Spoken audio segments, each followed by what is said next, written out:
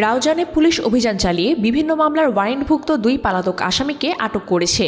এই সময় তাদের কাছে থেকে বিদেশি রিভলভার সহ 2টি অস্ত্র উদ্ধার করা হয়। গত বুধবার 5 মার্চ দিবাগত রাতে রাউজান থানার পাহাড়তলী বাজার এলাকায় অভিযান পরিচালনা করে পুলিশ তাদের গ্রেফতার করে। গ্রেফতারকৃত আসামিরা হলেন আরাফাত মামুন ও বিপ্লব বড়ুয়া। পুলিশ জানায় এ সময় আসামিদের কাছে থেকে উদ্ধার করা হয় একটি রামদা, একটি বিদেশি রিভলভার, 5 রাউন্ড, একটি দেশীয় এলজি ও 2 রাউন্ড কার্তুজ।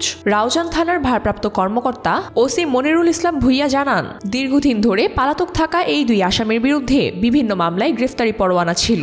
তাদের বিরুদ্ধে অভিযোগ রয়েছে তারা রাউজান এলাকায় বিভিন্ন ধরনের অপরাধমূলক কর্মকাণ্ডের সঙ্গে জড়িত আছে। বিশেষত গত 24 জানুয়ারি রাউজানে এক শুটকি ব্যবসায়ী জুম্মার নামাজ পড়তে যাওয়ার সময় তাকে গুলি করে করা হয়। এই হত্যাকাণ্ডের পর নিহত ব্যক্তির ছেলের মামলার ভিত্তিতে পুলিশ তদন্ত শুরু করে। পুলিশ তদন্তের ধারাবাহিকতায় বিভিন্ন আলামত সংগ্রহ করে এবং অভিযানের মাধ্যমে আসামিদের গ্রেফতার করতে সক্ষম হয়।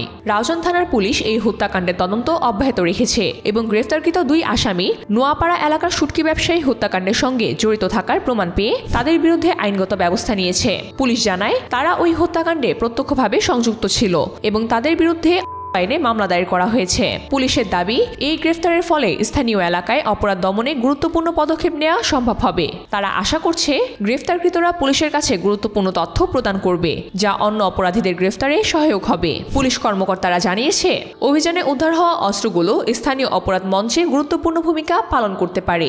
এদিকে স্থানীয়রা পুলিশের এই ধরনের অভিযানকে স্বাগত জানিয়েছে। তারা আশা করছেন ভবিষ্যতে এই ধরনের অভিযান অব্যাহত থাকবে, যাতে রাউজান এবং আশেপাশের এলাকায় অপরাধের পরিমাণ কমে আসে।